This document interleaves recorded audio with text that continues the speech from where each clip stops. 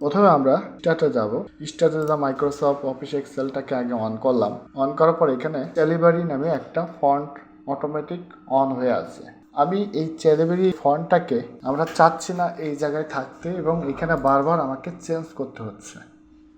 এখন আমি চাচ্ছি মাইক্রোসফট অফিস এক্সেল অন করার সাথে সাথেই যাতে অন্য একটা ফন্ট অটোমেটিক অন হয়, এটা যাচ্ছি। আমি চাচ্ছি এইখানে আমার কালপুরুষ নামে একটা ফন্টটাকে আমি অটোমেটিক অন করে রাখতে চাচ্ছি। বারবার কালপুরুষ লিখে করতে অনেক সময় সাপেক্ষ লাগছে, আর এটাতে প্রত্যেকটা সেলেই কিন্তু আমি কালপুরুষটাকে আমি অন করে রাখতে চাচ্ছি।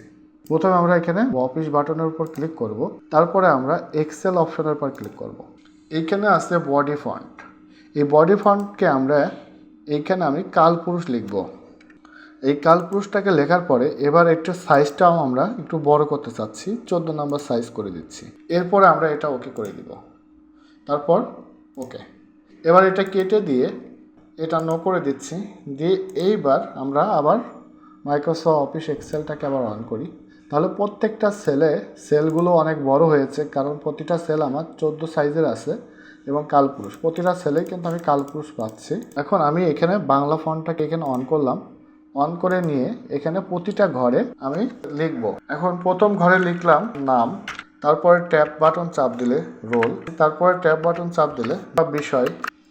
এভাবে করে আমরা প্রতিটা ঘর এই কালপুরুষ এই অপশনটা আমি পাচ্ছি। এখন আমি চাচ্ছি যে এই অপশনটা আমাকে বন্ধ করে আগের অপশনে রাখতে চাচ্ছি। তাহলে কিভাবে এটা করব? আমরা আবারও এইগুলো সমস্ত কিছু আমরা এখানে মুছে দিচ্ছি। মুছে দিয়ে আবারও অফিস বাটনের উপর ক্লিক করলাম, তারপর এক্সেল অপশনে যাব। যে এইখানে যে আমার ছিল হচ্ছে বডি ফন্ট, আর এইটা ছিল হচ্ছে 11। এইটার পর এবার ওকে পার ক্লিক করব, তারপর ওকে ক্লিক করব। এবার এটা ক্রস চিহ্ন দিয়ে নো করে দিলাম।